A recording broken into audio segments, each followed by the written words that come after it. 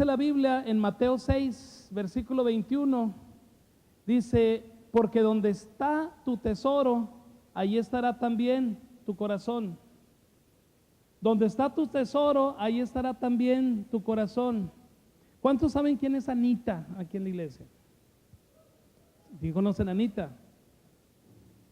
Anita, ¿verdad? Anita la que canta. Ok. Anita, ella creció en la iglesia desde niña. Y si usted le pregunta a sus papás, ¿dónde anda Anita? Ellos le van a contestar siempre lo mismo, anda o con los jóvenes o ensayando la alabanza o preparando el drama o haciendo esto, todo relacionado a la iglesia. ¿Y por qué Anita hace eso? Porque eso es lo que ella ama. Y cada quien usa su tiempo, pues dependiendo de lo que uno ame. Si usted como esposo nunca está donde está su esposa, pues la pregunta es, ¿la ama en realidad? ¿Verdad? Si usted como papá pues nunca tiene tiempo para sus hijos, pues hay que reconsiderar si realmente estamos mostrando ese amor para con ellos. Pero bien, querido hermano, dice la Biblia que donde está tu tesoro, allí estará también tu corazón. Amén. Si nosotros queremos florecer en la vida, solo tenemos que dejarnos influenciar por el dador de vida, por Dios. Tenemos que dejarnos influenciar por su palabra. Tenemos que pedirle a Dios que nos guíe. Y si lo más importante es la iglesia y por alguna razón yo no siento esa motivación o no tengo esas ganas de hacer algo en la iglesia, pero entiendo que la palabra dice que es algo muy importante y que Cristo dio su vida por la iglesia, o sea, por usted y por mí, es válido decirle, Señor, la verdad, yo no siento así esa pasión de hacer algo por la iglesia, pero pues si tú tienes algo para mí al respecto, pon en mí el querer como el hacer por su santa voluntad. Y Dios lo hace. Yo les he platicado a ustedes en repetidas ocasiones que yo crecí en una iglesia cristiana. Cristiano por los dos lados, por mi papá y por mi mamá. Tercera generación de cristiano. Por los dos lados, que no es algo muy común para un mexicano. Pero bien, así me tocó a mí crecer y vivir. Y de la manera cristiana que su servidor creció, pues había muchas reglas. Y que esto no, y que esto sí, que no hagas aquello. Pero fuera de las reglas, yo sabía que Cristo era mi Salvador. Y yo sabía que Dios tenía preparada para todos nosotros la vida eterna. Y eso lo sabía y lo tenía claro. Pero de lo que yo renegaba era de la manera como se llevaba la iglesia en esos tiempos, de la manera como nos decían que había que vivir el estilo de vida cristiana. Y yo, consciente de eso, un día yo le pedí a Dios en oración que hiciera algo en mi corazón para que me gustara lo que no me gustaba. Y no renegaba de Cristo, no renegaba de Dios, renegaba del sistema de la iglesia. Y le dije, Señor, tú motívame a mí, haz algo en mi corazón que yo pueda emocionarme con la iglesia, así como me emociono con otras cosas que no son de la iglesia. Y pasó el tiempo y no estuve consciente de la oración que hice hasta mucho tiempo después. Mucho tiempo después iba arriba de un barco, atravesando el Atlántico de Brasil al África. Iba en el día cuarto, quinto de navegación de 9 que iba a durar la travesía. Y de repente iba yo arriba en cubierta, me iba pegando el aire en medio del Atlántico. Y siempre salía yo a cubierta porque en el barco yo colaboraba como cocinero. Entonces me salía porque me mareaba mucho. Y allá iba en cubierta y me iba pegando el viento. Y de repente dije yo, así dije yo solo, dije, esto es el colmo de la vagancia, ve dónde ando. Ve dónde ando. Voy llegando al África, ¿quién me trae aquí? Qué bárbaro, qué vago soy. Ya Culiacán me quedó chiquito, México me quedó chiquito, y voy al África. Qué bárbaro. Pero a la vez dije, pero voy con cristianos. Y este barco, pues todos son cristianos. Y allá en el África vamos a hacer un trabajo con puros cristianos. A la vez dije, qué interesante es este asunto de los cristianos.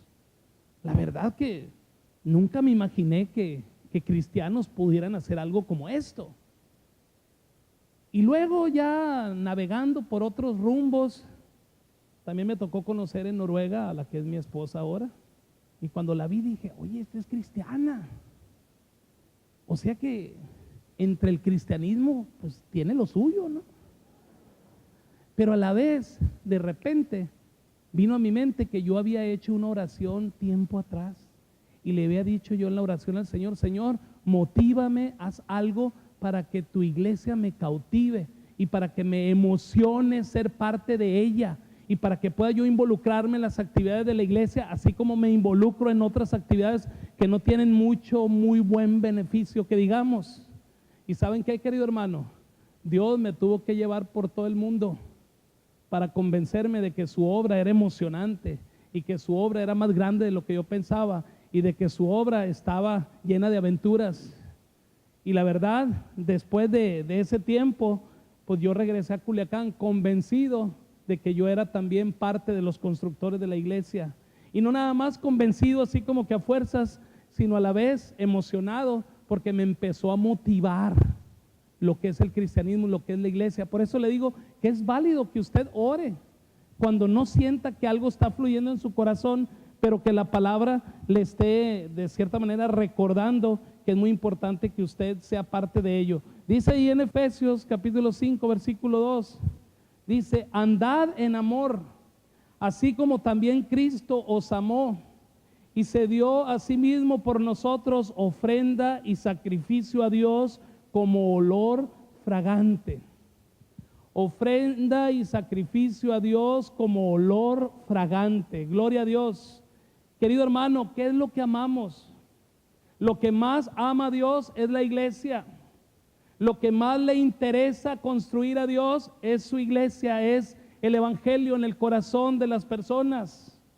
Ahora, una pregunta número 3 de 5, o un punto número 3 para meditar en este tema. ¿Cuál es la contribución que estamos dando usted y yo a la obra de Dios? Y ya viene esa pregunta o ese tercer punto después de mencionar que lo más importante para Dios es la iglesia. Viene esta pregunta después de ya mencionar que si amamos lo que Dios ama, entonces amamos la iglesia. Amén. Entonces, ¿cuál es la contribución que estamos dando usted y yo a lo que más ama Dios, o sea, a su obra, a la iglesia? Existe mucha gente, querido hermano, que ni contribuye ni añade nada a la obra de Dios. Bueno, puede que añadan opiniones humanistas, argumentos, rumores, luchas, confusiones, caos, etcétera. Y todo eso ayuda a que la iglesia no florezca. Cuando lo que Dios quiere y desea es que la iglesia florezca. O sea, usted, querido hermano, Dios quiere, querido hermano, que su evangelio esté en el corazón de todos los que somos de Culiacán, de todos los que somos de Sinaloa, de todos los que somos y vivimos en este mundo. El evento bíblico que sigue después del tiempo de la era de la gracia de Dios. Ahorita vivimos en una era en donde por fe somos salvos. Vivimos en una era en donde la salvación es un regalo de Dios. Pero el evento bíblico que sigue es el rapto de la iglesia. Bueno, y el rapto de la iglesia ya empieza otra era bíblica, otro tiempo bíblico, que es un tema pues muy interesante de poder compartirlo. Pero mientras no llega el rapto de la iglesia, pues como dice Pedro, Dios no retarda sus promesas, como algunos las tienen por tardanza, sino que Él es fiel y justo para con todos, no queriendo que nadie perezca, sino que todos procedan al arrepentimiento. O sea que no es que Dios se tarde para que Cristo aparezca de una manera visible una vez más cuando viene por su iglesia, sino que lo que Dios quiere es que nadie perezca, sino que todos procedan al arrepentimiento. Querido hermano, dice ahí en Hechos capítulo 2 versículo 47, habla un poquito sobre los primeros creyentes, los primeros cristianos. de la primera iglesia cristiana que menciona la Biblia en Antioquía, capítulo 2, versículo 47. ¿Qué es lo que hacían estos primeros cristianos? Dice, alababan a Dios y hallaban favor con todo el pueblo. Y el Señor añadía cada día al número de ellos los que iban siendo salvos. ¿Sabe qué, querido hermano? Cristo Jesús en el corazón del ser humano es la semilla que da el fruto de Dios en nuestra vida. Todos queremos que Dios nos bendiga, que Dios nos ayude, que Dios haga esto, que Dios haga aquello. ¿Y por qué Dios no hizo esto? ¿Y por qué Dios no hizo lo otro? La semilla que necesita estar en el corazón de todo ser humano, incluyendo en el corazón de usted, si acaso no ha recibido a Cristo, es Cristo en su corazón como el Salvador de su vida. Y ya con Cristo en su corazón, querido hermano, entonces el fruto de Dios se pone a su disposición. Y ese fruto de Dios a su disposición, pues precisamente es entender el Evangelio. Precisamente es descubrir cómo podemos hacer nuestras esas promesas que Dios tiene para nuestras vidas como sus hijos amados en Cristo Jesús. Querido hermano, Cristo la semilla. Amén. El corazón de usted es la tierra donde se siembra esa semilla. Y la palabra de Dios funciona como el agua que hace crecer la semilla. Por supuesto que el crecimiento de una manera inexplicable lo da Dios. Querido amigo, querida amiga, ¿cuáles deben de ser las palabras, nuestras palabras hacia la iglesia? Que la iglesia es el lugar de provisión donde se suple todas las necesidades humanas. La iglesia es el lugar de provisión en donde se suplen todas las necesidades humanas. Qué bendición es ir los viernes y llevar despensas a las colonias. Qué bendición. ¿Cómo me gustaría a mí? Y un día lo vamos a ver. Usted es testigo. ¿Cómo me gustaría a mí que todas las reuniones que tuviéramos, pudiéramos llegar a un punto de la reunión en donde dijéramos, ¿quiénes están pasando por un tiempo difícil en sus casas? ¿Quiénes están ahorita con una situación pues que necesite ayuda de la iglesia para poder salir adelante, cuando menos esta semana que viene? ¿Y cómo me gustaría a mí que las personas pudieran decir, no, pues yo, y repartirles a todos algún vale para que antes de que se fuera recogiera una despensa en algún refrigerador gigante que tuviéramos? Y que llegara usted y agarrara salchicha y agarrara esto y agarrara aquello y agarrara lo otro. Gloria a Dios. ¿Usted cree que la iglesia puede hacer eso un día? Claro que sí. Claro que sí. ¿Cómo me gustaría hacer eso un día?